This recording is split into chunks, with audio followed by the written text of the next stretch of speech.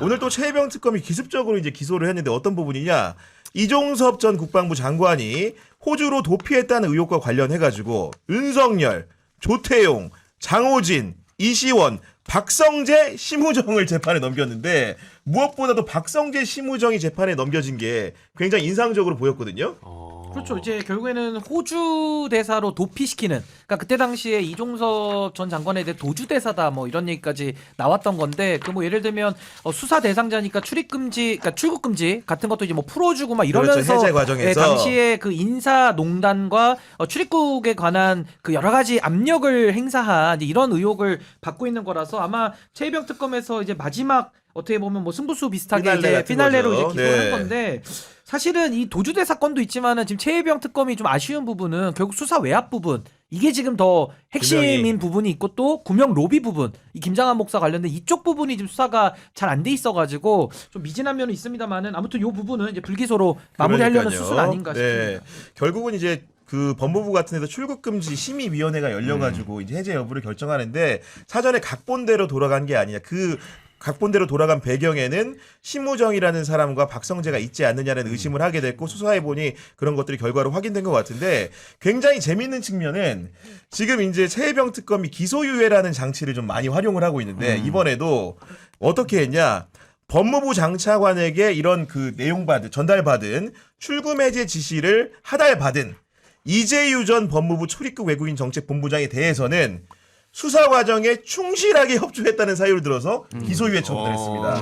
네. 그러니까 뭐 일종의 플리 바게닝이죠. 그러니까 쉽게 얘기를 하면은 그 협조를 하면은 이거는 하지 않겠다.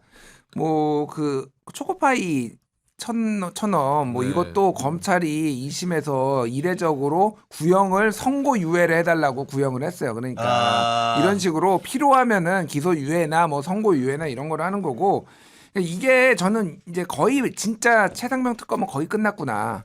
그렇죠. 그 생각이 들어요. 이제는 거의 이제 윤석열의 경로까지 거의 밝히고 직접적으로 박정훈 대령을 그러니까 구속하라고 지시를 한 것도 윤석열이다라는 것까지 지금 언론 보도로 나왔거든요. 거기에 이제 여기에 박성재하고 심우정은 출국 관리, 그러니까 공수처에서 수사를 받고 있는 이종섭이 사실은 나갈 수가 없는데 출국관리위원회인가? 그 위원회를 네. 여러 가지 그 심의위원회, 심의위원회. 출국금지 심의위원회를 열리기 전부터 해제를 하게 해놓고 이렇게 내보냈다라는 거잖아요. 이거는 이제 수사로 밝혀질 일이다. 근데 어쨌든 법무부, 외교부, 사실 이 호주 대사 같은 경우에도 그때 부임한 지가 얼마 안 됐었어요. 그 교체 시기가 전혀 아니었는데 이종섭 하나를 보내기 위해 네. 일부러 이제 빼낸 거니까 여기 외교부가 이제 들어간 거고 뭐 이런 겁니다. 그래서 이거는 그냥 뭐 수사를 뭐 그러니까 이제 재판 받는 일만 남았다. 아니, 이게 네. 중요한 게 윤석열의 이 국정농단을 또 한번 짚어야 되는 게 그 박정훈 대령 관련해서도 뭐 체포영장 뭐 지시도 했고 이거 뭐 군사경찰 뭐 반으로 줄여라 뭐 이런 얘기까지도 나왔잖아요. 네. 거기다가 이것도 마찬가지죠. 외교 사안인데 호주와의 우리 관계가 있는데 아니 그러니까 자기들 관련된 공범 도피시켜준다고 그것도 합법적인 인사권을 활용해서 외교부까지 다 관여가 되는 거잖아요. 그렇게 해서 호주와의 외교 관계까지도 희생을 시키는 이런 식의 외교농단, 인사농단까지를 이 범행을 감추는 수단으로 썼다라는 게 정말 화가 나는 일인 것이고 정말 윤석열이 그동안에 이 망가뜨려 왔던 이 대한민국의 체제 정말 이재명 대통령이 지금 힘겹게 정말 네. 복원시키고 있는 것이고 정말 싹 다 책임을 물어야 되는데 아까 말씀하신 그 기소유예 건 같은 경우는 과거 그 최순실 특검에서도 장시호 같은 사람들 그때도 이제 뭐 플리바게닝 비슷하게 했고 이번에는 이 특검에다가 혹시 나중에 문제될까봐 이런 걸 이제 법에 넣어서 약간의 그 플리바게닝을 할 수 있도록까지 해준 거니까 아마 그 제도를 좀 적극 활용을 해서 아마 좀 더 본질에 충실한 수사를 하려는 노력을 한 거 아니냐. 요거 관련해서 이시원 이 관련해서는 많이 안 불었나 보네. 그러니까 지금 그 얘기 하려고 그랬는데 VIP 경로로 빚어진 수사 외압 의혹과 관련해가지고 이시원이 기소유예 처분을 받았는데 지금 출금 과정에서 여러 가지 해제 과정에서 빚어진 문제로는 또 이제 인사 검증의 문제에서 뭔가 소홀하게 했다는 이유로 또 기소가 됐어요. 이시원에 대해서 처분 여부를 두고 사람들이 갑론을박이 많았는데 종국적으로는 재판에 넘겨졌다는 말씀을 드릴 수 있는 것이고 그 결국은 이제 그 이렇게 조사자들이 뭔가 수사에 협조하는 것은 본인의 면책을 위해서인 부분들이 많은 건데 공교롭게도 재밌게도 김건희의 정말 오래된 비서관계였던 유경옥 전 대통령실 행정관님이 어제 법정에서 자기 진술을 뒤집고 김건희가 거짓 진술을 부탁해서 잘못된 진술을 했다. 와. 이렇게 자백을 해버립니다 지금.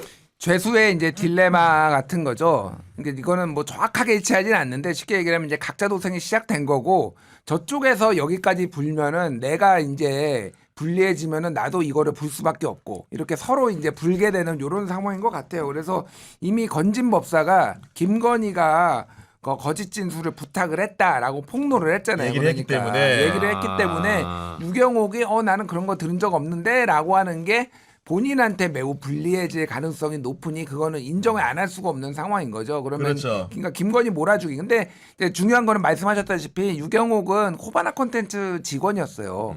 그래서 코바나 이제 용산까지 데리고 들어간 완전 거거든요. 수족이죠. 네. 완전 측근이에요. 그러니까 모든 웬만한 것들을 다 여기에서 지금 이 사람이 했다라고 보면은 그러니까 오죽하면은 다 그 백도 다 밖으로 다녔겠어. 그러니까 뭐 이런 것들을 봤을 때 유경옥의 이게 배신이냐 완전 아니면은 그냥 적절히 타협한 거냐를 놓고 조금 여러 갑론을박이 있는데 왜냐면은 유경옥은 그라포 목걸이는 또 안 받았다라고 그러니까, 주장을 하고 지금 있거든요. 그렇게 말하고 있어요. 사실 이게 완전하게 본인이 살기 위해서 김건희를 배신한 거면은 뭐 진실을 얘기하는 거죠. 그러니까 어쨌든 배신을 한 거면은 그라포 목걸이도 나는 받아가지고 언제 전달했다가 나와야 되는데 그라포 목걸이는 안 받았다라고 하면 아직도 김건희랑 좀 끈이 있는 거 아니냐.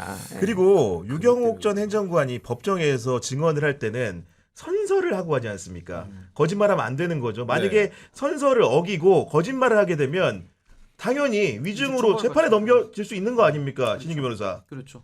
그러니까 지금 제가 볼 때는 이 윤석열 재판과 김건희 재판 두 축으로 가고 있는데 거의 지금 윤석열과 김건희가 쌓아놓은 모래성은 다 무너지고 있다고 봐야 돼요. 그러니까 윤석열 같은 경우도 증인신문이나 뭐 피고인 신문을 본인이 할 때도 막 그 서로 책임을 부하들한테 떠넘기고 있잖아요. 네. 그러니까 이제 그 사람들도 뚜껑 열리니까 다음날 또 나와가지고는 또 이상한 얘기를 이제 윤석열 입장에서는 그런 얘기를 하고 하는 거고 김건희 입장에서는 아마 건진이 입을 열면서 아마 그 모래성이 거의 핵심적인 부분이 무너졌다는 생각이 들고 최근에 그 세강자도 지금 그 이준수. 구속돼 있잖아요. 이준수 네. 구속돼 있으니까 아마 거기서도 또 일부 더 나올 거고 이러다 보면 죄수의 딜레마가 해제가 이미 저는 됐다고 보는 거예요. 그러니까 이제 유경옥 입장에서도 아마 자기 형사처벌 면하는 게 지금 가장 조급하지 않겠습니까? 그러니까 그런 것들을 적절히 고려해서 본인이 피할 건 피하고 김건희한테 그 씌울 건 씌우고 왜냐면 안 그러면 자기가 꼬리 자르기를 당하니까 그러니까요. 아마 이런 네. 식의 죄수의 딜레마가 해제되는 아마 그 상황은 이미 진행이 된 것 같다라는 저도 생각이 듭니다. 김준인 평론가 말씀해 주신 대로 제한된 범위 내에서 지금 진술을 하고 있는 것 같다는 느낌은 들어요.